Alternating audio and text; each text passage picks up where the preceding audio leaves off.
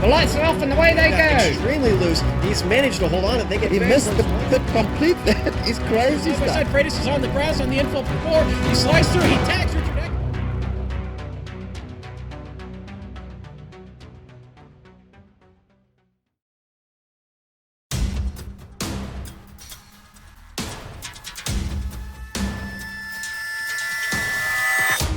What does LionHeart mean? They line up 33 strong in his name. The drivers will compete on the most grueling road and oval tracks iRacing has to offer. And they all strive for one goal: to become champion. We'll witness which driver can push their car to the limit and find victory lane.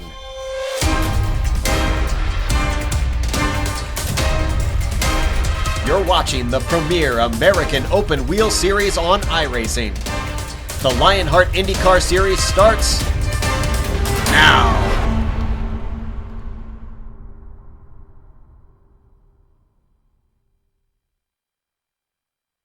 Good evening, sim racing fans, and back at it we go on a Wednesday evening on the Global Sim Racing channel. Part 2 of our doubleheader of sim racing coverage. Tonight we come to you live from the virtual Indianapolis Motor Speedway for the second consecutive round, and whoever's the Indy 500 has passed. We go road racing this evening at race number 10 on a Season 3 campaign for the LionHeart IndyCar Series, the Race Center 93 Grand Prix of Indianapolis. Joe Pete getting us rocking. Our job to keep you rolling tonight as we bring you into the virtual broadcast booth alongside of myself, Sean Ambrose. My name, Evan Pizzoco. We're excited to have you back with us. We're excited to be back in a regular time slot this week. Directing the stream for us this evening, as always, is Jedion, but as well, camera sets are provided by Dougie Beard. Sean, 10 days later, we're back into the swing of things. Indy was fun because it got us out of our groove, mixed things up a little bit. They got a Wednesday off. We raced on a Sunday. They got the following Wednesday off, though. We're back at it tonight, and we're past the halfway point on the schedule. What that means is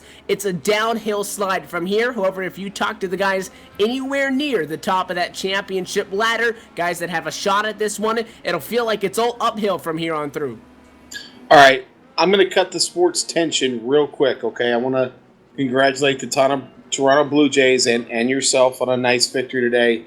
I'm looking forward to a nice rivalry between the Rangers and the Blue Jays over the coming years. So, anyway, on to the racing. Yes, on to the racing. Here we are, back at Indy. Man, wow. We're here again, and tonight we're going to road racing here. The Grand Prix of Indy tonight. 13 really tricky. Not all 13 are really tricky, but I got to tell you, about 8 of them are. These 13 turns on this layout here. We're going to head the opposite direction, folks, than what you're used to seeing at Indy. We're going to head the other way. We're going to go out of turn 13, up the speedway, across that yard of bricks, and down into turn 1, which is right down near turn 4. So a little bit different tonight. Maybe you've not seen this before. If you haven't, you're in for a great one tonight here. Like I said, 13 turns down that front straightaway into a really, really hard braking zone there in 1, back to 2. You're practically down to nothing there going through those 2 turns. Around the double apex of 3 and 4 there, it's real tricky through there, and then up all the way through that horseshoe there of 5, 6, and 7. Going to be just nuts. You got one straight there under the bridge to get down to turn 8 and brake hard to the left. And then through the little S-clip there of the track, it's a real tricky turn through there. Got to get hard on the brakes in and cut it to the left, back real quick in that little chicane there. And then you make your way around 11 and through 12, back up onto the speedway portion of the track.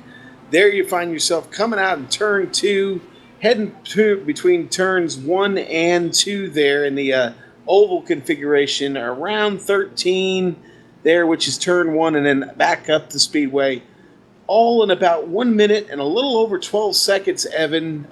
Man, that's quick. Going to do 36 of those laps tonight.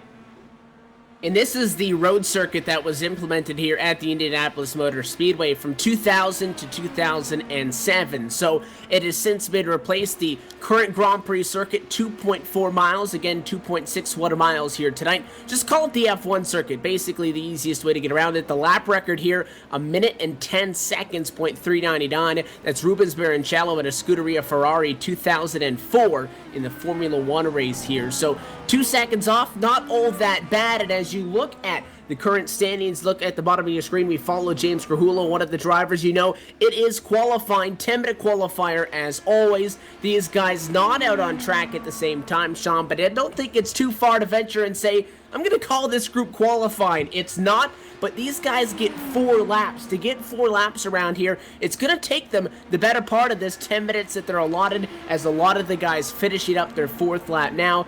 I say it's a group qualifying session because in a group qualifying session, you're not restricted to just 1-2 laps. Where you're getting so many laps in here, it kind of has the feel of a group qualifier. That is, you don't like your first 3, you can go at it on the last one, or you can get a lap in and then go for it. So I really like having the 10 minutes and the 4 laps. It allows these guys to get a lap in first and then really go for it and push it. Well, it also gives you a chance to make a mistake. Obviously you don't want to make one, but if you do, you've got a little bit of time to recover from that. Again, with 4 laps, you've allowed yourself enough time to make that up. But already here, we see Jake Bright on the attack, top of the board already with a 1:12.508. Jake's been fast for the past week and a half getting into this thing. So, and Michel De Jong, our winner from the iRacer Gauge Indy 500. Sitting there in 4th right now on a timesheet with a 1:12.272. Brother, that's cooking.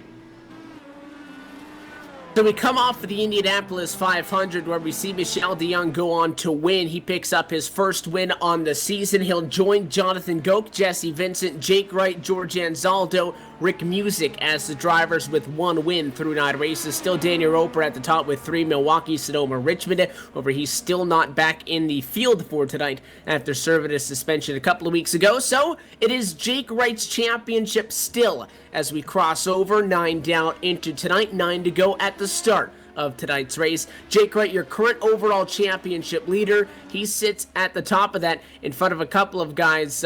Joe Branch, second in the points. You got Joe Hasser, Ricky Hardin, James Krahula and company. Very, very strong, very, very big names up there as well. But again, we've seen a whole lot happen in these opening 9 races that I think still with 9 to go and still a very wide mix of road and oval courses, it's difficult to count anybody out. Jake Wright, though, he's looking pretty good right now, but again, that still, with just 1 win, has a pretty commanding lead. So again, we talk about this Indianapolis Motor Speedway road course. Sean, we don't typically see as many road events as the ovals. The ovals take up the majority part of the season. An exciting thing that into this season 3 is that we get to cover all of these road events as opposed to not being able to see all of them in previous seasons. This is an interesting road course because it is on the inside of an oval track, so excluding the fact that this track probably encompasses, I'd say, 1/3 of the oval total when they go from turn number 2, the kind of entrance to turn 2, all the way down to the exit of turn 4 on the oval side of things. It is a very flat road course if you minus the banking out of the actual oval part of the racetrack. It's very, very flat, and these guys in the practice session that they had, not only the practice sessions that they've had all week, but the final 30-minute practice before they had to hit the car for qualifying here right before we get going underway tonight, they're testing how quickly they can get back to the gas. And you talked about that long straightaway on the inside, the drag strip with the crossover bridge in between 7 and 8. Turn 7, very, very loose part of the racetrack, which is concerning for some guys because right out of that corner, there's a long straightaway. You could see some guys struggling to keep the back end of these Delaras underneath them tonight, I feel. Oh, man, I've been turning laps here. I cannot get a handle on this thing, Evan. 7 has just been killing me. Not having a lot of fun there. And honestly, that being said, getting around 8 at the end of that isn't any fun either. You've really got to get the car down under braking and keep her tight and not let that thing run off because there's plenty of room to run off right there, and none of it's any good. It's going to cost you a lot of time. But, man, this is going to be fun tonight. I can't wait to see him run here. This being an inaugural race here in the road circuit for these guys. Just going to be a lot of fun, man. Can't wait to see this thing kick off. It looks like they're just about done for qualifying already. Can't believe 10 minutes has already run off that quick. 10 minutes comes to a close for many drivers. They use every single one of the 4 laps that they had been allotted, and it is time now to hit the grid and get the Race Center 93 Grand Prix of Indianapolis underway. Let's take a look down to the GSRC starting grid, let you know where they will start as they line up across the yard of bricks. How about your Indy 500 winner with a minute 12.272? It is Michel de Jong at the top of the pile in the number 101 of his sheet. He'll kick Jake Wright, championship leader, out to the outside of the front row in second spot. James Grahula, another strong driver, second on the practice charts. He'll be on the inside of row 2 in third on the qualifying grid. Dan Guerin, outside of him, will roll from 4th position back on row number 3 in 5th spot. The 12 of Jason Galvin. He'll be accompanied by the 66 of Tommy Ryan in P6. Hey, and in P7, look there, it's your fellow countryman there, Pierre Diaghilev at number 14, Evan. And right there in 8th, that's going to be Ian Adams tonight. And at number 3, Ian, look out for him, man. He's always the man with the plan. Ronald Hacker, he was awful quick in practice, and not just this practice session before, but in practice sessions leading up here. Watch out for him tonight. He'll start 9th. Chris Lanini in the number 92, good qualifying effort for him in 10th. Ricky Harden, unacceptable racing in the 05. He'll start 11th. And just outside of him in 12th, that's going to be the 888 of Michael Gray. The field gets set to follow the pace car for a pace lap. Before we get underway, we continue to look at the starting grid. 13th spot, the number 7, Christopher, behind him in 14th, exactly where that car was on the scoring pylon after practice. In 14th, that's Joe Hassert. Joe Branch, one more row back, 15th spot for the start of this one. Alongside him outside in 16th, going to be Tony Shelby. Alfred Shepard can find himself back 17th on the grid, and he'll be joined by, in 18th spot, the number 6 of George Ansaldo.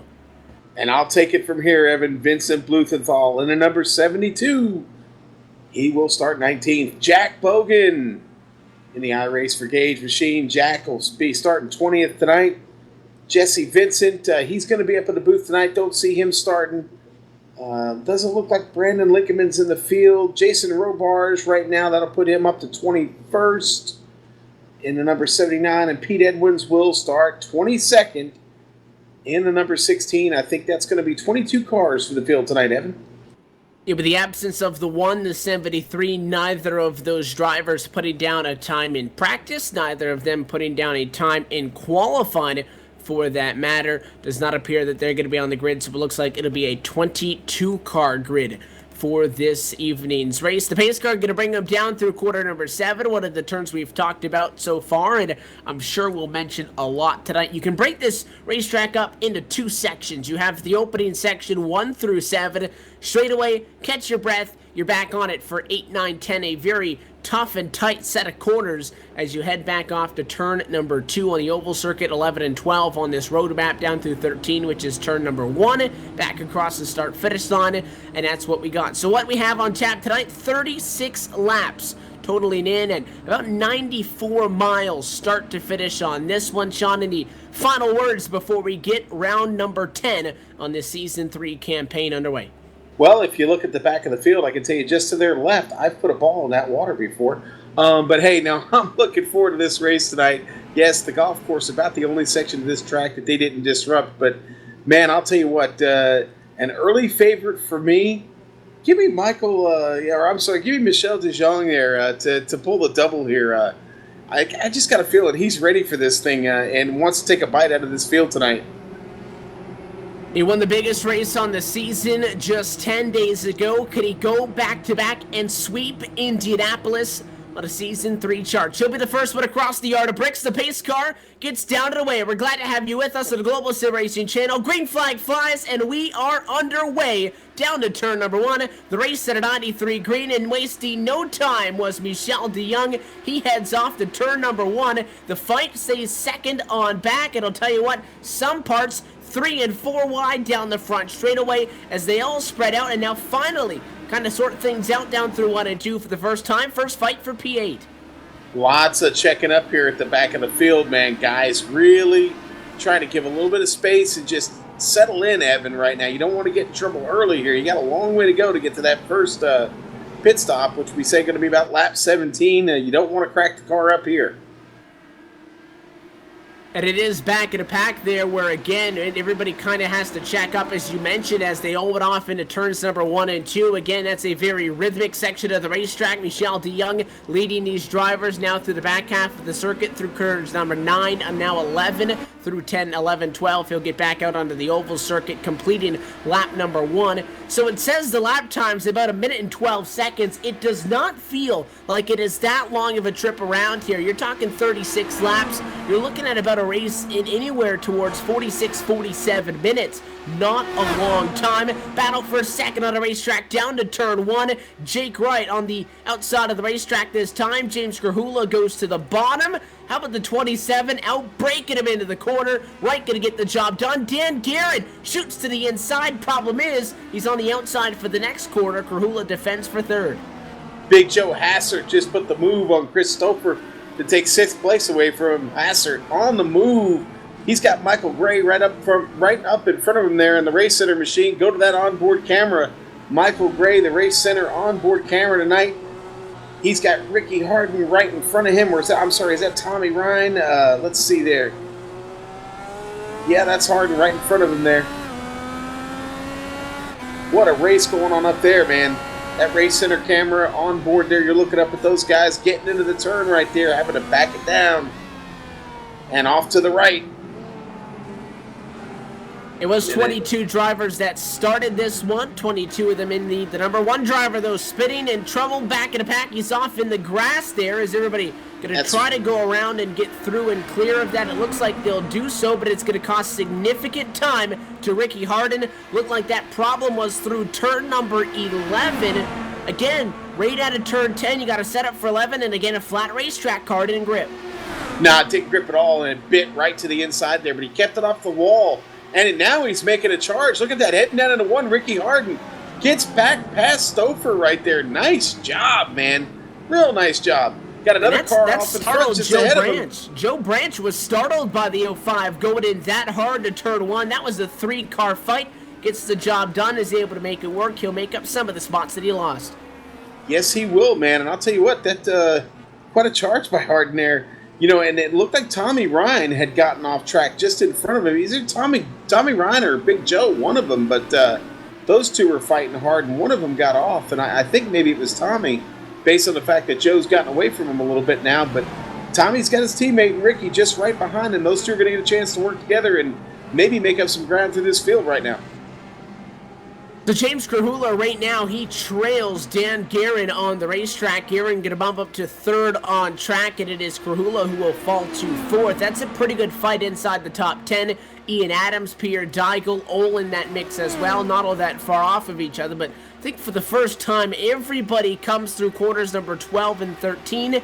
Single file for the time being, and now you start to see these guys begin to balance out, because again in qualifying, and I talked about how you got 4 laps, that's a lot of time to get something done. Sean, your counter argument is that gives a lot of these guys times to make a mistake with 13 turns. Now we'll see if somebody may be overqualified or underqualified the speed in the race car as you look for guys to start to move up and down the ladder. How about Chris Lanini, up 3 spots from the start of the race? He's in 7th. Yeah, he is, but I'll tell you what, man. De Jong just ran a 12.607, okay? And the next closest to him was Jake. Jake's a full 3/10 off and losing ground to him right now. That gap keeps opening up, just over 2 seconds already. Unless somebody gets in some trouble here, De Jong is on his way to just running away with this thing, man, as we've only just a couple laps into this race. Battle continues on for 3rd. Grahula with a big challenge as they were down 8, 9, 10, 11. He'll fall back about 4 car lengths as they cycle through turn number 13. But again, on that long straightaway, much like we saw 10 days ago in the Indianapolis 500, the draft a factor. The 10, he closes so much ground. You see that shot down to turn 1. Jason Galvin, the 3rd car in this fight down to turn number 1, that lurks in the wings. Not going to be close enough for Grahula to take an advantage and capitalize on that draft. He'll still sit 4th. Galvin will stay in 5th. But those 3 drivers just half a second apart at the start-finish line. They are far from done. Pierre Deigel got a little out of shape going into 2, man. That car wiggled on him a little bit. He is given a chance there to Hacker and Gray to close in on him. Gray goes a little wide right there, not able to keep it tight enough there. He's losing a little bit of ground to Hacker now, but Pierre better watch it, man. He's got Hacker at his doorstep right now as they head down the bridge straight here, the drag strip. My bad, Evan. And they head through these S's real quick here, and Hacker still looking pretty strong. Michael Gray starting to make it up on him a little bit. And again, Daigle up just in front of those guys, having a little bit of trouble with the transitions right now. It looks like he's still trying to find the car, Evan. And again, it's in that section right after that straight between 7 and 8. It's very difficult. You go into turn number 8. That's essentially a 90-degree left-hander. You have not quite a 180-degree turn in turn number 9. Make it 160. Right back to an equal degree corner. Back the other way in 10. A short shoot. Then you got to get to 11. And out of 11, you are full on the gas all the way across the start-finish line down to turn 1. That's almost a third or a quarter of your lap that you're just full on the gas there from turn 12 to turn 1. So much like I had talked about in turn 7, where the guys had been very loose at a practice session because they know they're going to need to get a lot of speed out of that corner for the straightaway if they want to be strong on a long run. You got to get a lot out of it, and sometimes you might not set yourself up quite right. You find yourself going a little off-road. That's what we saw that time through. Meanwhile, James Grahula, the number 4 machine, still trying to get to Dan Guerin in third, and he had begun to close the gap. Had a little bit of a close call, though. Yeah, and I think we're going to look at that on the replay real quick. I think I heard a director say that. Yeah, we're going to the replay now, taking a look at that. Grahula looks like coming off the turn there. Yeah, coming off the 7 there, and that car broke around on him. Here we go. We're looking at it now. And sure enough, rear end snaps around, and he heads straight for that inside retaining wall right there. Looks like he took maybe a short bounce off of that. Not seeing a whole lot of damage on the car. I guess only time will tell. It looks like he's decided to stay on track. I think he's going to be okay minus the heated tires. He spun, and it looked like he was able to keep it off of the guardrail.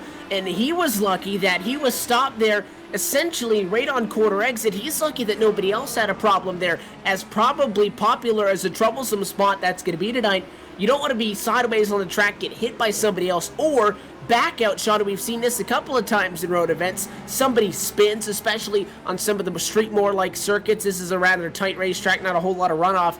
You can't back up because that's a blind corner, so you have to be very careful getting back out there. What that does is, instead of trying to get third spot back from Dan Guerin, again, Guerin started 4th, passed him for 3rd, and James had fallen from 3rd to 4th. Now he's back in 11th spot behind Tommy Ryan. Ryan is all right there in front of him, just about to talk about how that Northern Tool and Equipment number 66 has had problems already. He falls 4 spots, now spins it out. That's going to be another handful.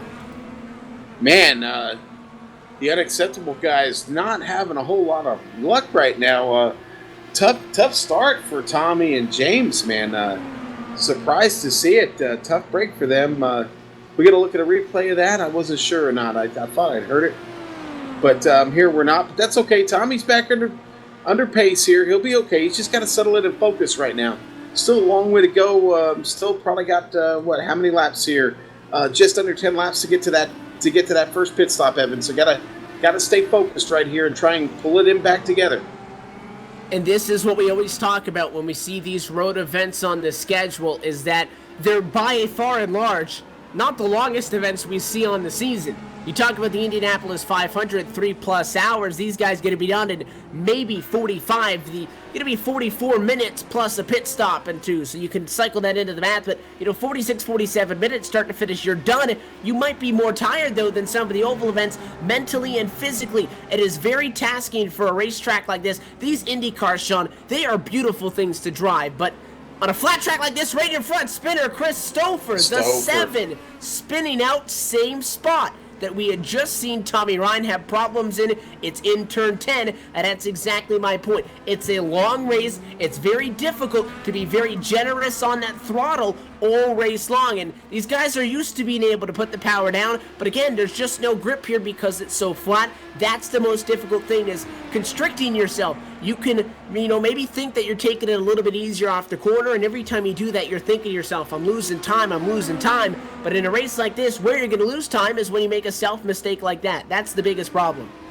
Well, I think when you talk about laying the rubber down, I don't think that's exactly what you mean. But I'll tell you what, they are laying a lot of rubber down in that turn tonight. So with a couple of spins we've seen there, you'll see those skid marks when we go back through there. But Stouffer back under power here. Car not damaged. You don't like Tommy. He's just going to have to refocus right now and really just get to that first pit stop here. That's going to be so important. But right now these guys are 30 seconds behind our leader, and man, that's an eternity here with that long straightaway down the front, man. That's going to be hard to make up. Mistakes were a big thing we talked about here when we ran the Indianapolis 500. A gap of 1.8 seconds is not enough to cover such a mistake. That's the gap right now between the number 1 spot, the number 2 spot. It's Mikel de Jong in front of Jake Wright. 1.8 seconds the gap. And then it gets huge, as you were talking about. You don't get 30 seconds back till 16th, but there is a big gap from second to third of 8 seconds. Dan Guerin is 9.2 away from Michel de Jong right now up in front of the field in third. He's 2 seconds in front of Jason Galvin. Galvin's got 3 seconds on Adams. Pierre Deigel, Michael Gray, these guys really can't get away from each other. Pierre's up 1 spot, 7 to 6 after early problems in this race sent Tommy Ryan backwards. He picked up a spot. Michael Gray up 5 spots from the start of the race. He has the Race Center colors on board for this race at 93. A big thanks to him for being tonight's race sponsor as well. And you take a look on board with him as they cycle to the back half of the course on a Race Center onboard camera. This is where a lot of guys have had problems. Right-hander through turn 11 and all on the loud pedal as they hit the oval. Okay, so here's some good news for Jake Wright. Not really losing a whole lot to our leader right now. He's keeping him an eye shot right there, and times is starting to go up a little bit. We're about a second from where we were about 8 around laps ago, and the cars are the tires are starting to wear down a little bit. Cars are getting a little bit harder to handle here, so the laps aren't coming quite as quick as they were, and Jake's been able to keep Michel in a pretty good distance and not let him get away too far. So, one little mistake, one little off, or you get tight in the turn or get a little too loose, Jake's going to be right there to pounce on him, man. We know Jake is fast on the ovals and the road courses, so already seeing some guys starting to take some pit stops. I just saw Peter Edwards make the call. He's coming in. So, here you'll see some guys on different strategies. We know it's going to take at least 2 stops, so pitting here is probably not a bad idea, especially if the tires are starting to wear off on you a little bit. Jason Galvin, one of the names in, Robar's in as well. So some of the guys towards the back half of the pack here coming down and completing service. They pit on 11, depending on what the absolute fuel maximum is. If they continue at that interval, not going to be enough to reach the end on just 2 stops. If you're talking to Michel de Jong, what you want to do is get yourself to lap number 16. If you can get 16 laps out of the race car all night long, you'll be good on just 2 trips down to the pit lane for service. The Thrustmaster 101 machine up in front of the field. An interesting spot because he's dominant right now, but he's not blowing Jake Wright out of the water. If Jake Wright is not there, he's putting on a clinic. Wright just hanging in, and albeit he's hanging in barely, 2.2 seconds, still trying to keep in touch. But again, Michel de Jong, a 1:12.5 was his fastest in practice. That was 2/10 off the pace. He picked up 3/10 than the best thing he ran all night long in qualifying to get that pole position. And Sean, you talk about clutch. Well, he was clutch on not making mistakes late in the Indy 500. Clutch to get this one going. Yep. Definitely, and I talked about it when you had me make a pick there. Just coming to this race feeling like he's got a little statement to make here. Hadn't had a whole lot of luck heading into Indy, and he finally gets a win there. And the momentum is on his side, man. This is a fun road course, and the fact that it's flat and you're sharing part of the same track that you raced on just a week and a half ago and got a big victory. That means a lot. Looking at the pit stops that just went through, I think Galvin had a little bit of repair. His pit time, his stop was double everybody else, so he looks like he might have had to get a little bit of repair on that car. But as we look through the field right now, it looks like only 6 have pitted so far, and everybody else still waiting just a little bit longer to bring those machines in. And with these guys beginning to kick off the cycle of pit stops, do have some guys trying to get around some lap traffic in some unconventional ways. Driver going backwards, Peter Edmonds, not a fast car tonight, just trying to get through this event. Sean was running 22nd out of 22 cars before he came down and got some pit stop service underway.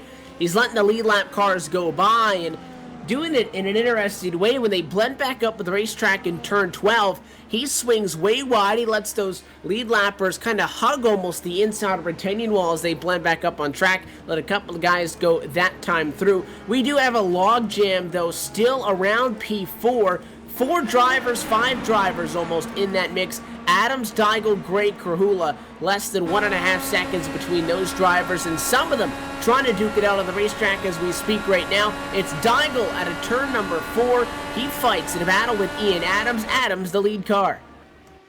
Yeah, well, and just to the, Krahula right there on the inside of him, kicking it down low. Look at Krahula keeping it tight there.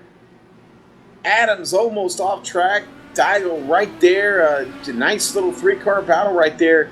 Krahula trying to hold that lower line. Both Ian and Pierre kind of riding up a little higher in the line there. So a nice little battle going on, but everybody else is starting to come in. I expect, Adams just a little bit loose there.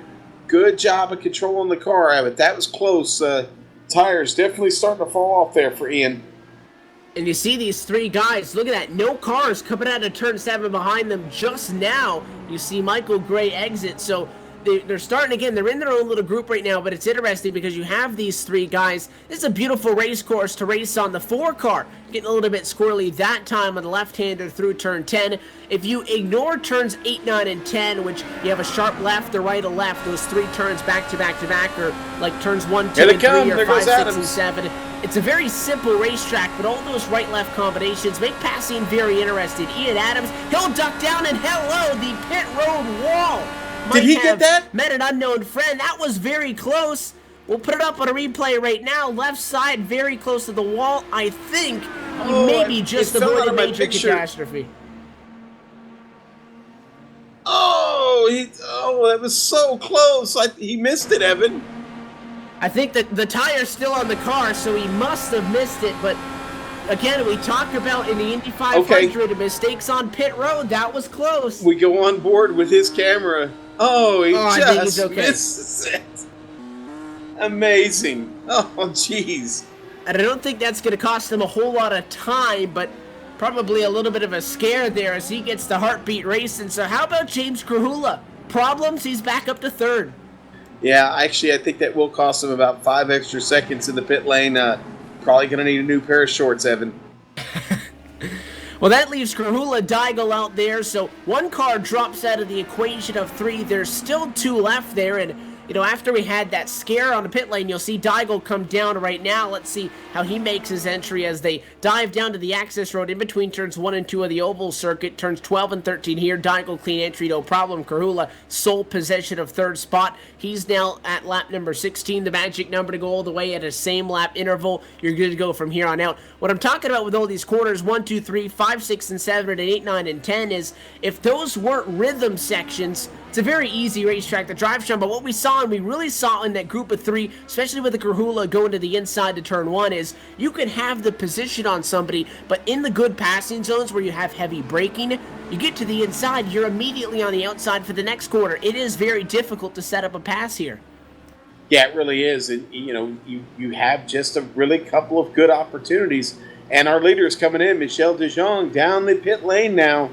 He's coming in hard, man, really fast there on the binders, brings it in, gets it under speed there. Very nice pit stop in there for De Jong, and he brings it in, and Jake Wright just behind them, both coming down the pit lane. It is a crawl, 55 miles an hour, folks, as they make their way all the way down to the other end of the pit lane. Going to take them about 45 seconds or so to get in. And then you've got about a 7 to 6.5 to 7 second pit stop right here. Leader's in. He's in his box, clean.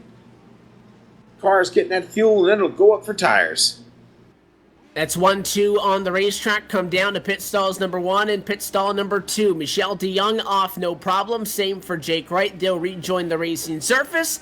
and head back down to turn number 1. And all of that, James Krahula set to take over the race lead. The 4 back down to the pit lane. He's going to get his first swing of service. It is Tommy Ryan in pit road as well in 4th spot. How about Pierre Daigle? He'll stay out through turn number 13. Not going to take over the race lead, though, as he completed his stop the last time through. But again, I'm liking the math of our leaders. I said if you got to make it, you got to get lap 16. Lap 16 seems to be the general consensus. Yeah, that definitely seems to be the general consensus. And looks like at this point, everybody has come in. Don't think anybody can survive a full 17 and a half laps out there. And man, if you do run out of gas on this track, it is a long way back for a tow ride.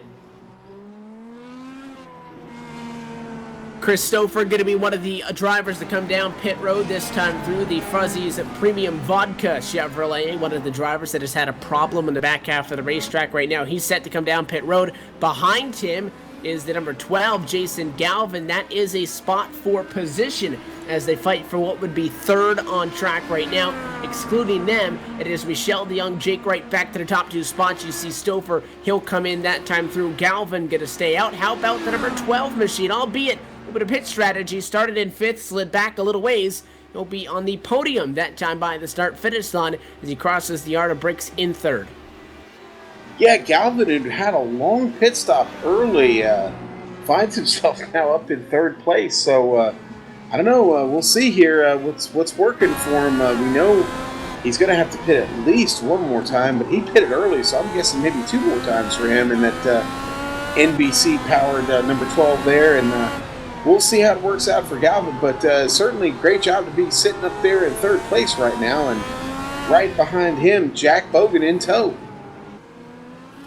It's interesting, you have 2 drivers that have now found themselves off of the lead lap, but as Michelle DeYoung works lap number 18, that is the lead lap. He'll come over to take 19 this time by. That'll mark halfway in this race.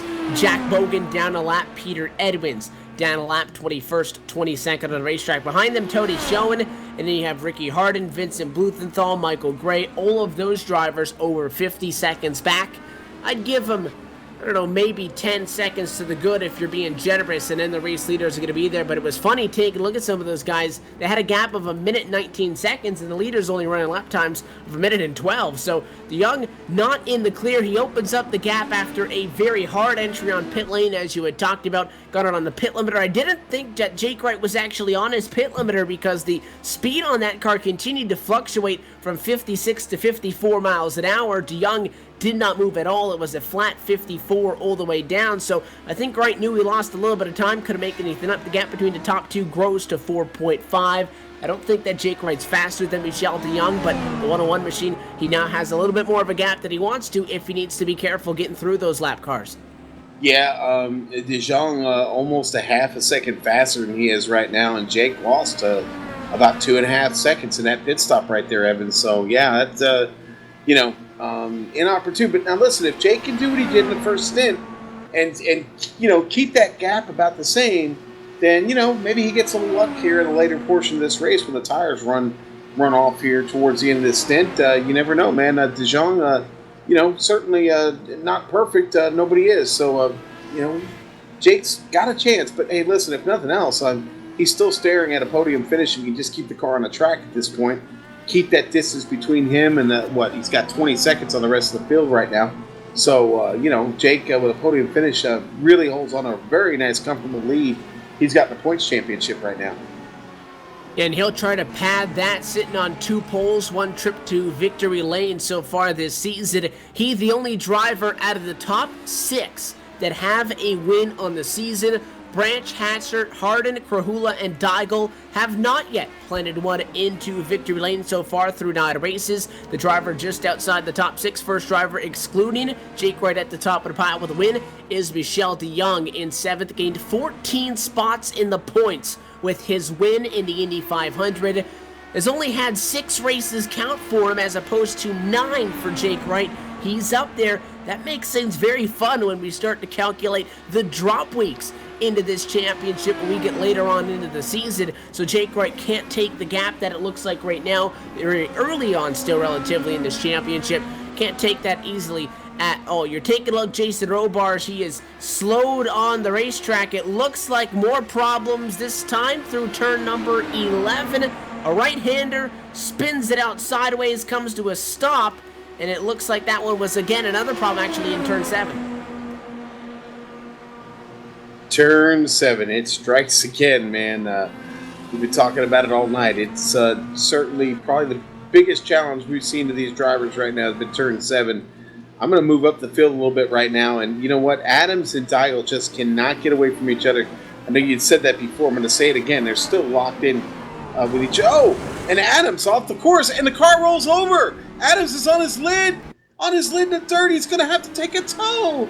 Oh, and that's Adams unfortunate. From 7th spot, trying to chase down Pierre Daigle. The car breaks loose. He spins. And this one, it just hikes up in the sand. I've only seen that once before, and I saw it at Interlagos at an Indy car as well. So these cars are known to do that. The guy that I'm talking about, Sean, he just got sideways in the corner, locked it up. The car hooked right up on those right side tires, slowly tipped over. A very similar situation there is going to force Ian Adams to the pit lane. Pierre Daigle no longer has to worry about that challenge from behind. And you take a look back at Jason Robards. Robards getting passed by Joe Branch, Ronald Hacker, Joe Hazard, Christopher, and Ricky Harden. All while after that spin, he elected to bring the car down pit road right at 16 laps to go. He should be good for the end, although I'm sure he would not have wanted to pit there under normal circumstances. Although it's rare, though, I've seen these cars do that before, and it's an extremely unlucky break. Evan, commentator's curse on Ian there? Man, I'm feeling kind of bad about that, man. But to be fair, I think we were going to start talking about Robards, and then Robards had a problem in turn 7, and at the start of the race, again, I said turn 7, watch that, a lot of guys have been struggling with it. It looked like turn 11, turn 9, 10, 11, and they throw those three into the mix together. We're all going to be of an equal matter, so I kind of feel bad every time somebody spins at a 7, because I said that could be the determining factor in the race. Not something that the top 2 guys on track have had to worry about. Michelle DeYoung, Jake Wright, they're keeping things nice and clean up front. The gap 5 seconds, but for the guys back in traffic, we've had guys that have had problems. James Grahula, a name, trying to recover. A lot of guys, though, just can't get those consistent laps. And every time you have a small mistake, every time that car gets a little bit squirrely, you're a little bit more timid into the next corner. You're not attacking it as hard, and therefore you're going to cost yourself more and more time. This time through, you take a look, going to be 14 laps to go. Driver's going to be coming down pit lane for the final time as they call for service. Yeah, Corhula is still out on track there, and, you know, we talked about the early trouble he had, but you know what? He's got himself up to third right now. Now, he's going to have to still take another pit, but car still looks to be running pretty good there, man. The Richardson Bike Mart machine, DW12 looking strong tonight. Corhula just wheeling it right now. He's out there all alone, just fighting the track.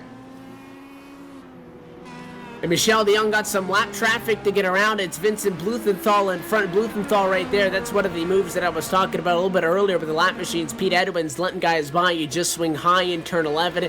You let the leader go through. Michelle DeYoung kind of actually gave him a tap to the gearbox, it looked like, through turn 11 to kind of let him know, hey, I'm there. I don't want to force the issue. That's him using that 5.4 second gap, is not starting it to the inside and having that guy not realize that he's there. So DeYoung gonna head off to turn 1. One driver coming out of the pit lane, Jack Bogan. He wraps up service and he'll head back down to turn number 1. Stay to the inside. He'll yield for second place runner Jake Wright, who closes the gap to 4.4 seconds. But again, in a similar situation that we were just talking about last time we were here, and that is with a 4.4 second gap. As long as you don't make a mistake, you have enough time to work with something, you should be good. DeYoung has been by far and large the fastest car all night. By far and large, Jake Wright and DeYoung have been faster than everybody else in the field, but the 101 just a smidge quicker. It's working for him. Yeah, well, you know, Jake doing pretty good, though. I mean, he's really pulling off what I talked about earlier, and that was kind of keeping that gap, you know, about the same. Yeah, he's lost a little bit of time, but his last lap, he was actually a full second faster than DeYoung. So, I mean, you know, the fight is on for sure, and anything can and will happen in the LionHeart Racing Series, as we've seen many times over the past couple of seasons. But those two certainly looking like the class of the field tonight, Evan. Laps continue to wind down, and we await the final cycle of pit stops from your top runners unless they try to stretch it on a one-stop strategy. Does not appear, though, that would be a viable option at this time. DeYoung picks up another second last time through. It's 5.4. Let's give you a full field rundown as we close in on 11 laps to go. The next time by, let you know where everybody runs start to finish so far. It is Michel DeYoung here, your race leader at lap number 25. Started on pole position. And take a look at him right now, the 101 machine. Gap 5.4 seconds back to second, where you'll find Jake Wright. Jake Wright started in second, and that is exactly where he runs at the moment. Quite the amount of lap traffic that he's found himself in. Back there, look, 23 more seconds yonder. James Krahula in third spot right now. Started in third, runs third right now. Had not been all that smooth sailing, though, Sean. If you look at the stat sheet, dropped down after a spin. Back up at a podium spot, Pierre Deigel, the next driver, back in line. He just another 9 seconds off of the third place driver in fourth spot. Pierre up 4 spots. It's been a quiet night. It's been a smart night for the no-name racing machine as he minds his own business and continues to march on up to the field. And are in 5th position right now, the 66, Tommy Ryan, up 1 spot from where he started. You have the 12, Jason Galvin, who runs in 6th spot. Dan Guerin right now in 7th. He has fallen after running in 4th at the start of this one. Behind him, Joe Branch, another driver. Quiet evening as he brings the Verizon machine out of the pit lane, minding his own business, not getting into some of the spirited battles of Verizon Chevrolet. Up 7 spots to 8th. They'll fall down the standings to, it looks like, about 12th position as the scoring updates as the pit stops continue to cycle through. 9th spot's Ricky Harden, and right now rounding out our top 10 is Chris Stover. Big Joe's sitting in 11th right now. He started 14th. Alfred Shepard going to be the first car a lap down in 12th. Chris Lanini sitting in 13th right now. He's still running hard. Jason Robarge, lap down. He started 14th. Ronald Hacker, after that cycle of pit stops, he lost a lap. He's sitting in 15th right now. Vincent Blumenthal back to 16th. George Gonzalo, not much movement for him tonight. He's sitting at 18th. He's sitting in 17th. Started 18th. Michael Gray right now in 18th. Tony Showen in 19th, a lap down. First car 2 laps down, going to be Jack Bogan sitting in 20th. Ian Adams, after that unfortunate rollover there, that put him 5 laps down, Evan. He's sitting in 21st, and Pete Edwins sitting there in 22nd right now, 5 laps down, and looks like Ian has left the race. Ian Adams has left the building, and Pete Edwins right now still out there slinging it around, 5 laps down in 22nd. And again, we saw Ian Adams started up inside a top 10 spot, had fallen back, and then that problem down in turns number 1, 2, and 3. Car got sideways, and it rolled over as it hooked up in the sand trap. Lost enough time and had enough damage on that car that after the tow, a salvageable finish was not in reason. They put it on the hook early. It'll be a 22nd place result for one of your top 10 cars from earlier on in the evening. We dropped to 9 on the lead lap right now. Stowe for the first driver that is holding on to that lead lap spot at 9th position. Last driver that has fallen out, Alfred E. Shepard in 13th position. And a little bit of a fight, Chris Lanini. That is side by side for the 10th spot on track. And how about doing it on the oval through turn number 12 and now 13? The inside going to give Lanini the upper hand. Krahula is just in the pits. He's back out.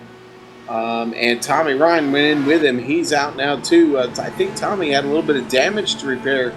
He was in just a bit longer there, and Krahula, his teammate, able to get away there and still fighting. When they cycle back around here, I do believe he will no longer be in third place. Yeah, that's going to fall him down the standings. It looks like at the moment for James Krahula, he's scored in 4th position. Tommy Ryan at the moment, after running inside of a top 5 spot, scored in 8th. And again, those standings will update as everybody comes through. Everybody begins to complete your service. So you see everybody else coming down on 2 stops. 2 stops, the relatively safe bet. I don't think we see anybody forcing 3 unless one of the drivers that pitted very early, but I don't think 1 stop is a possibility. Nobody else really stretching it back in the back. If somebody were to try it, it would be somebody that would not be near the front of the field, I would imagine. So Michel DeYoung, we wait for him to come down to the pit lane. We wait for Jake Wright to come down to the pit lane. Pierre Deigel just now exiting the pit lane. You want to see the gap? 14 machine, 3rd car on track as he comes out and heads to turn number 1. He'll end up at 8th spot as the live update cycle through. That's just about Michel de Jong all over the back of him, so a pit stop plus the gap, almost an entire lap that your top 2 guys have put on everybody else. Yeah, and they still have to take those pit stops. We got to remember that. And looking at the sheet right now, it looks like them, and surprise, surprise, Chris Stouffer hasn't been in yet either. Now, we talked about him earlier in the race. He had a little bit of trouble, came in, got his stop, and he's still out on track right now. I've got to imagine he still has to stop. If by some strange imagination he doesn't, he's probably still a little too far back to catch up. He's a minute right now back. So that could get interesting, though, Evan. We talked about that battle for 10th, that one just outside of the lead lap parameters. There's been battles like that all night long. A fight right now, Jason Galvin, Dan Guerin, 4th, 5th spot, about a minute off of the leaders. 1 second, though, the separation between those 2 drivers. Dan Guerin faster than Galvin in both practice and in qualifying speeds. Does he have enough to get somewhere and challenge for a 4th place in this race at 93 Grand Prix of Indianapolis? You see de Jong, he's still well through and clear, 4.2 seconds. That gap between your leaders had grown a lot earlier, not having the similar situation in a while, but it's still relatively close that de Jong can't afford many major mistakes. Did you see that, Evan? He had to avoid a car sitting in the middle of the track right there. I'm going back on it right now, and de Jong was coming through that turn. That was Pete Edwards. And is that Edwards? Yeah, Edwards just stopped right there on the inside. De Jong doing a really good job of getting around him. But yeah, that you got to watch out for those stopped cars, I guess, sometimes. And see, what he was trying to avoid there is that's a right-hander, a sweeping right-hander.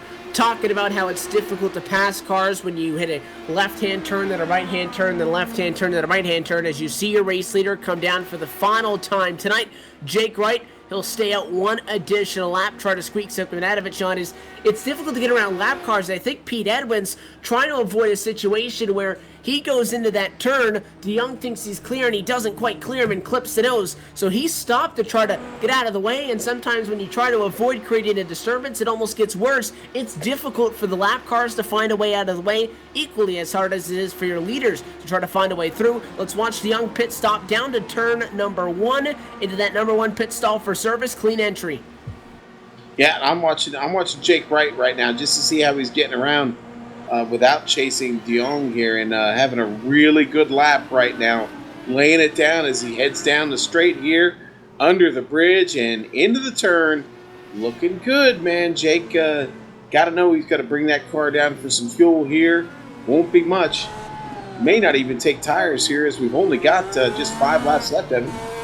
The question is, do you put a full tank of fuel in that thing? And if you're not, the question may be a fresh tires out of the question if you're only going to take a splash and go. 16 laps on the first run this time. All you got to do, just give me 5 more laps this time by. Jake Wright will stay out 1 more additional time. He'll take lap number 32. He put it on 16 the first time by. So he'll keep the same interval through here, and I would expect that he'll be coming down pit road this time by. The gap that he has to work with, as de Jong right now still sits in second, is 29 seconds. Sounds like a lot, but that's a long pit road at 55 miles an hour. Well, it is a long pit road, and that's the problem. It's going to take you, your time in pit lane is about 40 seconds. So, I mean, just the time down the pit lane alone, Jake's last pit lane time was 42.3 down the pit lane. So yeah, man, that's a lot of time there, and 20 seconds just isn't enough. So all eyes look and wait as he heads through the final set of quarters. Turns number 9, 10, the right-hander, in turn 11. He'll blend back out on the oval circuit to lap number 32. Is this the time that we see Jake Wright come down to the pit lane? He will not swing it wide onto the banking. He'll take as hard of an entry as he can. And it looked like, Sean, that he was coming down to that access road. He'll jump back out at the last second. Maybe he thinks he has enough fuel for 1 more go at it, but that hesitation had to have costed him time. Ooh, man. did we see a crack in the armor there? Was that a mistake? I don't know. That lap was quicker than his last time by, though. That looked like he was just getting set to take a really wide entry. If you're on the oval circuit here, Sean, you know that if you go on that access road in 1 and 2, a lot of guys like to go halfway out onto the track so they can go full throttle through the inside of turn 2. That's what it looked like he was doing. I think he was just cutting it as close as he could because that lap 2/10 quicker than the last. Problem is, Michel de Jong a second and change quicker than he was. Yeah, but now the gap has opened up to almost 30 seconds. It's going to be close, man. Jake apparently playing a little bit of strategy. Might have something up his sleeve tonight. Taking a page out of Pierre Digel's book. And speaking of which, he's got Stouffer and Digel right up in front of him right now. He is going to have to deal with this traffic, and that could play into Jake's advantage. Here comes Jake. Here comes Jake Wright. Lap number 33, he comes down. There's just 3 laps to go, and he's going to get blocked. The 7 coming down pit road in front of him. That's Chris Stouffer, who's pitting from 8th. And if that's not the final nail in the coffin, I don't know what is, because that was a slow entry as the 27 had to wait on the 7 who was blocking the pit lane. Man, boy. That's not the determining factor, I don't think. I don't think that's going to be the reason Jake Wright loses this race, but it doesn't help to add insult to injury, I don't think. And here comes De Jong now. Comes out of 13. He's heading down the straight across the yard of bricks. Here he goes down into turn 1. And Stouffer coming out, and Not Jake's still sitting there. Yeah. Yep, so that's it. Young hits turn 1. Jake Wright still on the inside of that white line. You see he's now cleared to jump back out in front of traffic. He'll get in front of Robarch, who's a lap down in 14th. Michael Gray a lap down in 15th. That's a battle for position behind him. But I think the big general consensus is you go from a gap of 4.2. Right now, the gap doesn't look like it's much more than 4.8 seconds, but I think you're finding those 0.6 of a second and maybe a little bit out of that hesitation onto the pit lane, a little bit out of staying out 2 extra laps because, again, he picked up on his lap time, but De Jong was out there with fresher tires quicker. He didn't have traffic, and sometimes, as you're the race leader, things just fall into line for you. That's the case. Michel de Jong, a picture-perfect race to this point.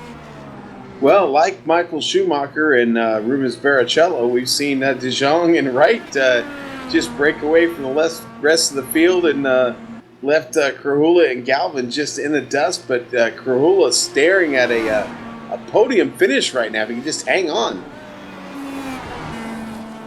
And just hang on. That's all these guys are trying to do. They just want to get to the end of it. Updated number that time by the gap between Michel de Jong, Jake Wright, 4.5 seconds. Makes up a couple of tenths. So I would imagine because of that, he may have put fresh Firestone rubber on that race car, but it's not going to be enough.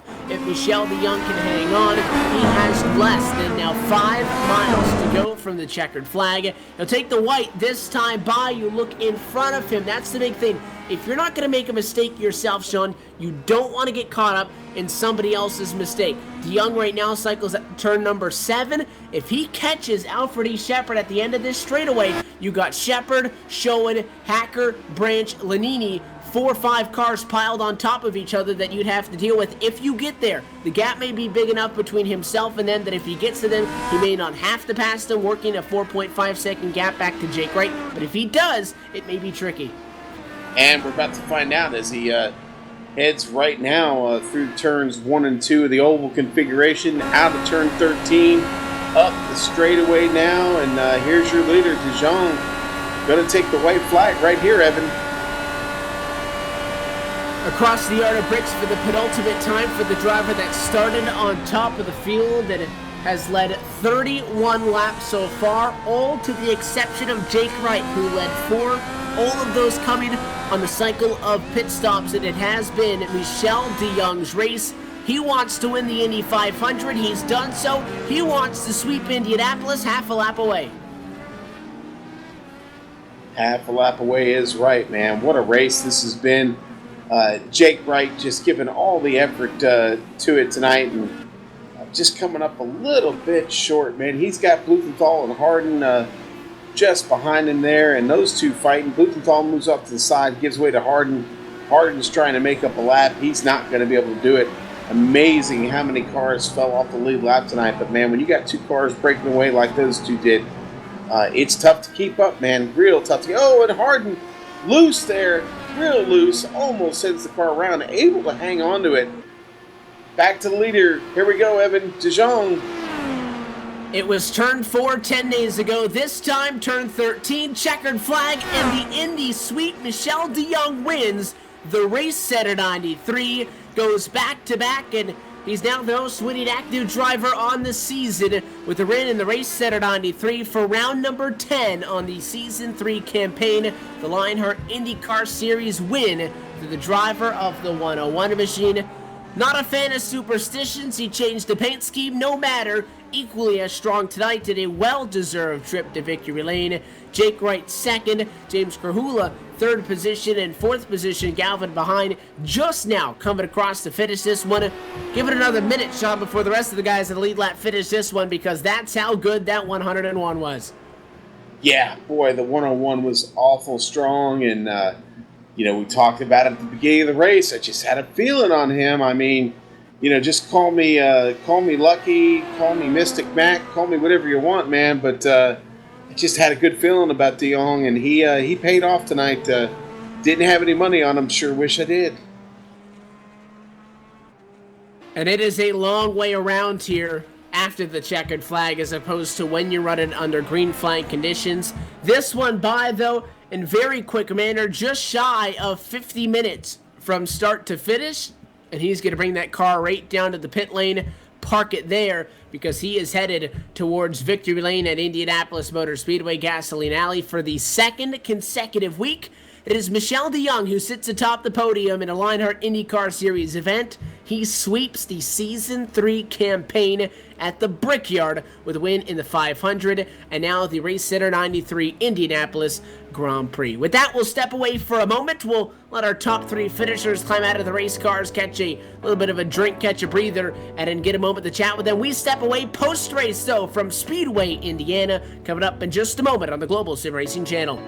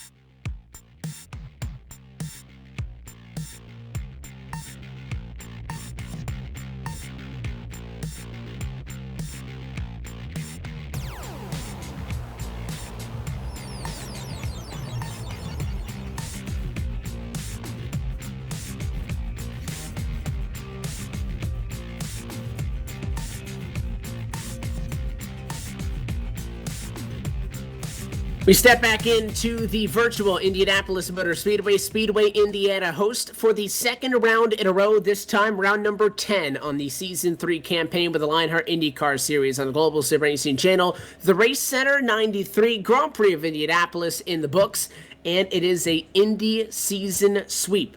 For the driver of the number 101 machine, it is Michel de Jong who goes to victory lane. A dominating performance to win this evening's event as we welcome you into the GSRC post-race show. We'll be taking a look at the GSRC race results from tonight's event that wrapped up in just about 50 minutes on the dot. Michel de Jong, as we mentioned, getting the win. Jake Wright going to pad a little bit onto that points gap that he has from everybody else inside the top 5 with another strong run tonight.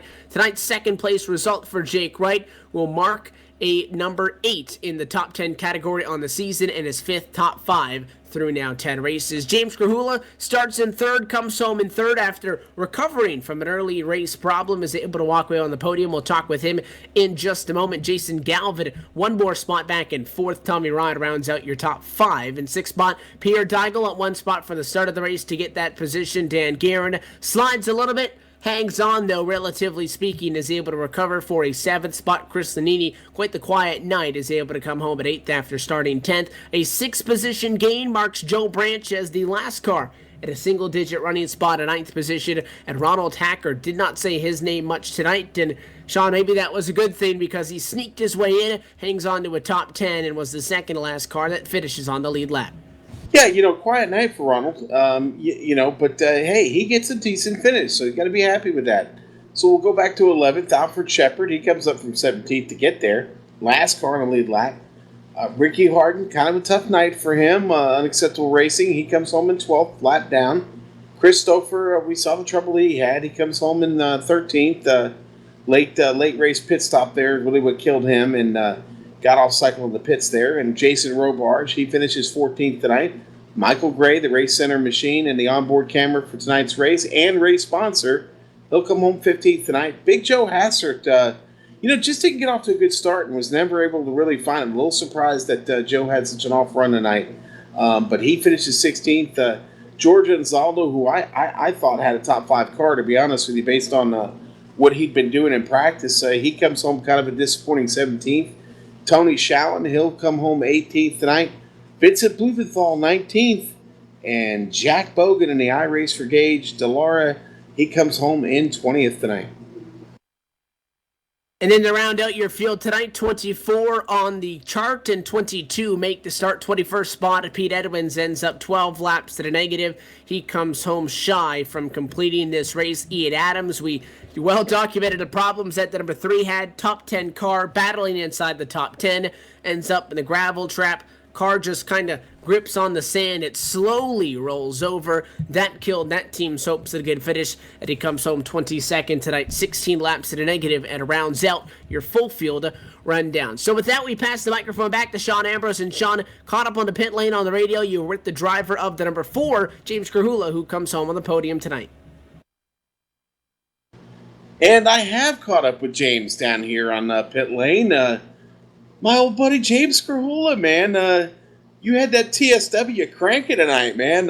Come home with a podium finish. Good on you, man.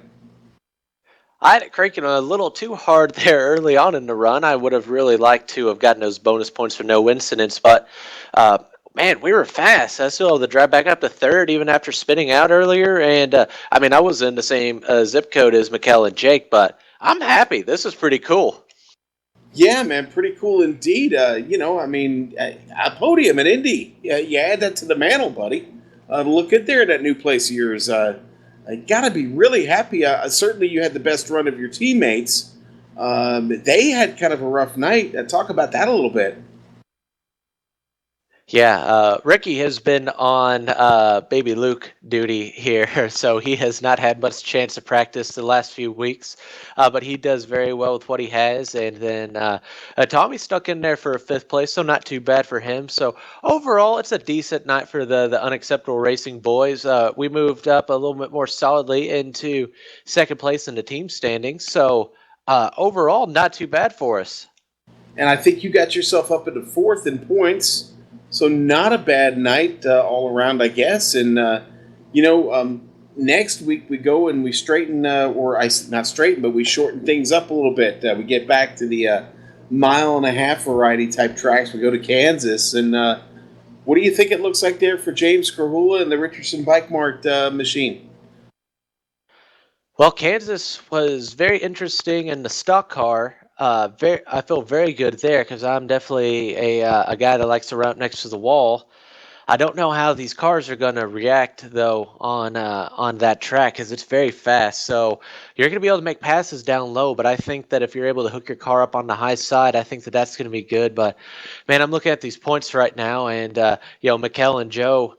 They're within striking distance, but Jake, he's just up there. So really, the only thing we could do is not worry about what he's doing. We got to go out there and we got to try and get as many points as we can. We can't keep finishing behind them time after time.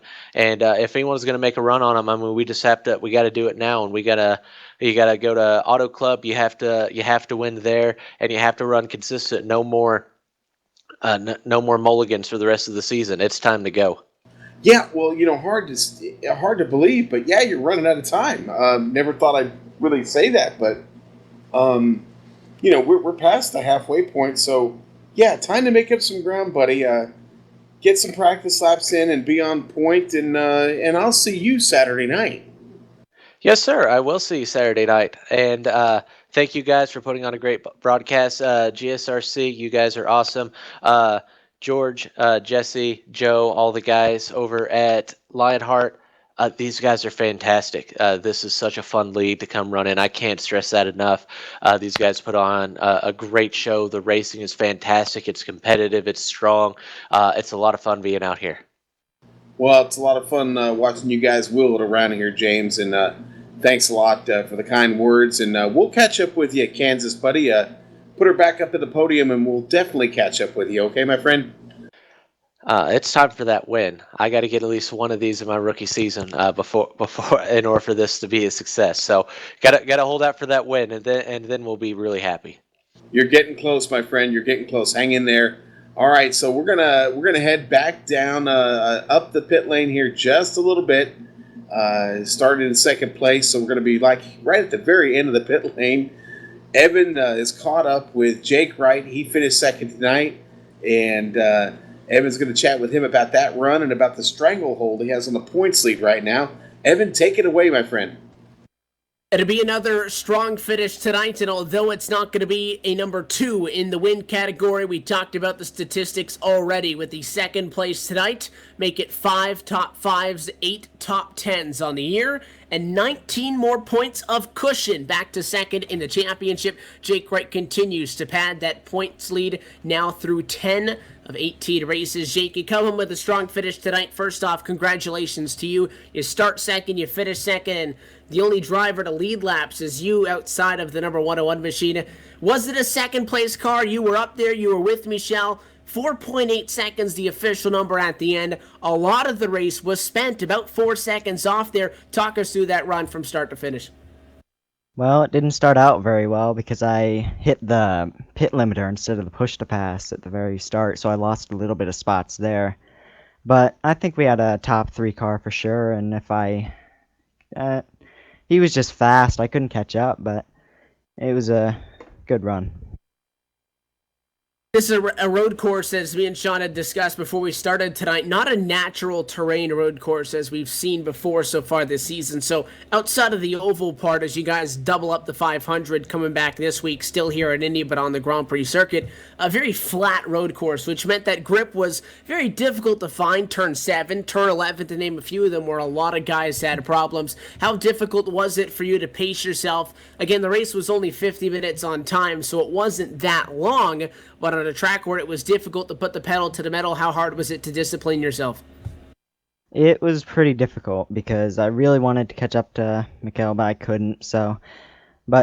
I figured the best strategy here would just be try not to spin, so that was what I kept telling myself, and I was able to stay in second.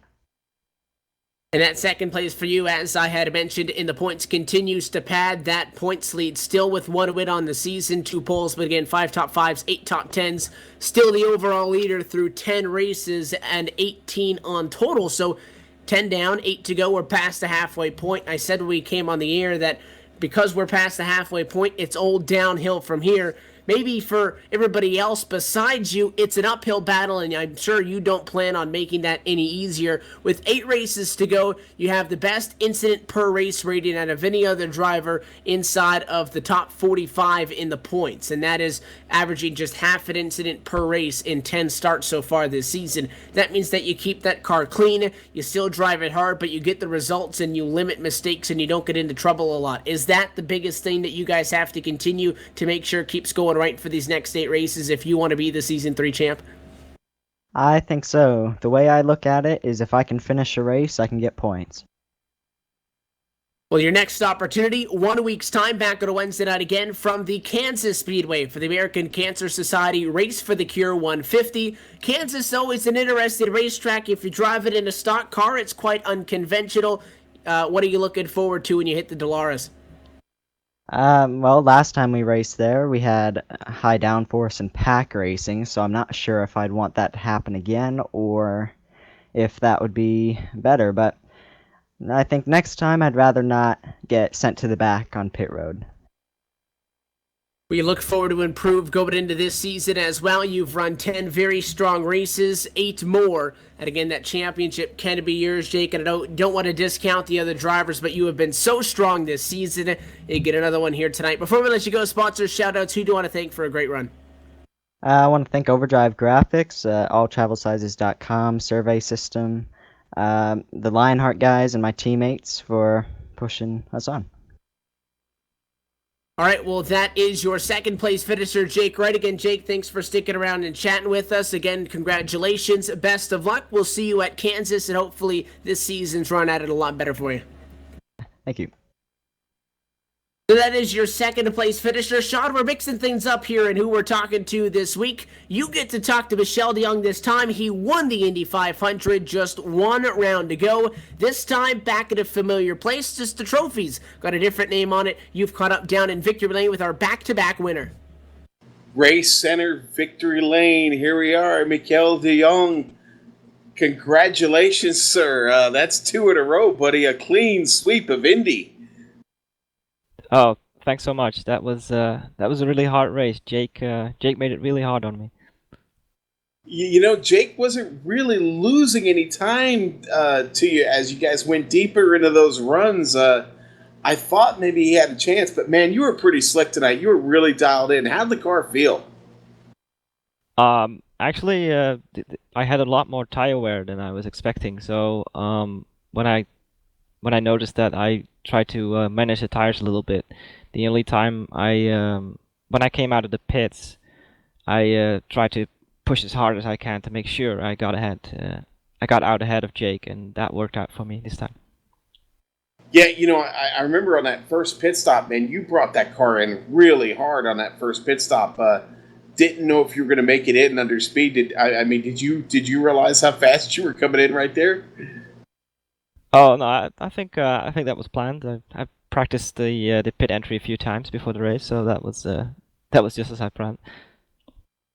Yeah, well, that was really good stuff, man. It was just a great race. Did you ever feel like you were in any trouble tonight at any point? I mean, did the car ever get out of shape on you? Did you ever feel at some point that maybe it was going away from you, that you might not be able to keep that pace? Oh yeah, all the time. I was keeping a close eye on the gap to Jake, and it just I tried a lot to make sure that it was as large as possible, but he just kept coming back. So that was kind of nerve-wracking. If I made one slight mistake, he would have been right there. So he did a really good job, and he's got a lot more points for the championship. It's I've moved up a bit, but I don't think I can catch him anymore. It's just he's just so consistent all the time. Yeah, well, I mean, you know, we've still got a few races left here. I don't know, man. At the rate you're going right now, I mean, that moved you 4 spots up in the championship. You're up to 3rd. You're sitting what, I think about 135 points back at Jake, and you know, with the drop weeks that are going to come into effect, you know, you never know what can happen, man. Just keep winning these things. In fact, speaking of winning, we're heading to Kansas next week, and what do you think about that track? To be honest, I don't think I've ever driven it with the Indy car, so I'm not sure how good my chances are there. I guess it's time to hit the track and get a little road work in, huh? Oh, definitely. I'm gonna be practicing a lot. This is a great league, and I'm having so much fun with everybody, and I want to do the best I can. Well, I'll tell you what. Again, congratulations! Really great run for you tonight. A solid run. You take the sweep of Indianapolis.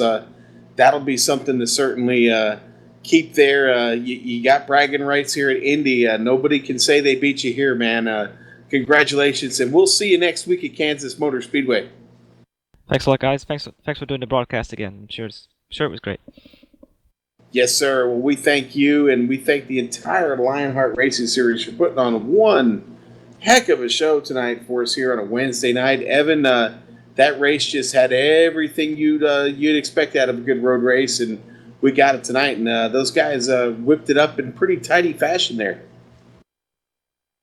It was a very efficient race if you look at it like that. 50 minutes, no major incidents. I think the only retirees were off of just falling down laps or single car incidents, so it was a very clean, it was a very exciting race. And, we talk about how difficult it is to win at Indy. You talk about doing it twice and having those back-to-back wins be your first two on the season. Look out, because the biggest thing that you mentioned to them is that with the drop weeks, I don't know how much of that 135-point gap, or as close to that as it will be, I'm not sure how much of that will continue to stand. We'll find out, though, as we go through the next 6 races. However, with that, though, round number 10 draws back to a close. And again, we're excited to be back on our regularly scheduled programming Wednesday nights. And Wednesday nights the place to be from here on through. But until next time, gotta wrap things up from the Brickyard for the final time on season number 3. You heard the drivers thank their sponsors. We got to thank the people that make things possible for us as well. First off, a big thanks to iRacing.com, Motorsport Simulations LLC, XSplit, AverMedia, the Audio-Technica Corporation, all of the different broadcast softwares that come into bringing our product to you. And as Sean, you said, a huge thanks to the LionHeart administration team, George Anzaldo, Jesse Vincent, Tony Lurcock, all the other drivers that help out for making this series possible and making this series boom from what it was back just 2 seasons ago. Additional thanks go to Dougie Beard for providing us with our camera sets, and to Eric Ekholm and Casey Lalonde for providing us with our music. You can stay up to date with the Global Sim Racing Channel online at www.globalsimracingchannel.com. You can also find us if you have social media on Twitter, that is at GSR Channel, or if you're on Facebook, our Facebook page can be found at facebook.com/Global Sim Racing Channel.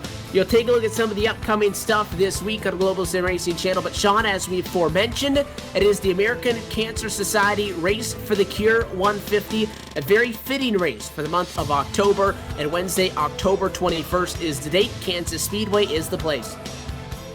Yes, it is, man. Next week, 1 week from tonight, October 21st, 10:45 p.m. Eastern Standard Time, Kansas Speedway.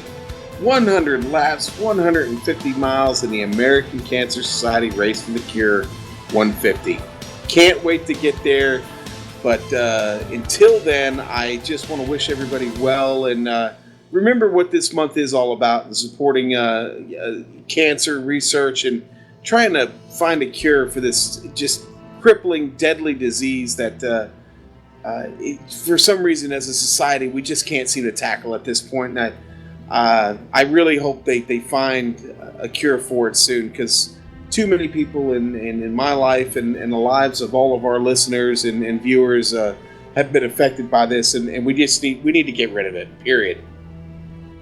It's difficult to find somebody, I think, that hasn't been affected in some way. You've seen some of the pink cars on track. Those will continue through the month, and for that wraps up another race. Still have 2 more to go, though, in the month of October, and 8 more to go total. So until next time, that wraps things up, though, from Speedway, Indiana. On behalf of the Global Sim Racing Channel and the broadcast crew tonight, for myself, Evan Pasoko, Sean Ambrose, and our director, Amjad Yamid, we thank you so much for tuning in. A big congratulations to the 101 of Michel de Jong. Talk about back-to-back. He takes the Season 3 sweep from the Brickyard in the LionHeart IndyCar Series on the Global Sim Racing Channel. We bid you farewell for now. We'll see you in 1 week's time when we go back racing. It'll be round 11. We'll see you at Kansas Speedway. Good night.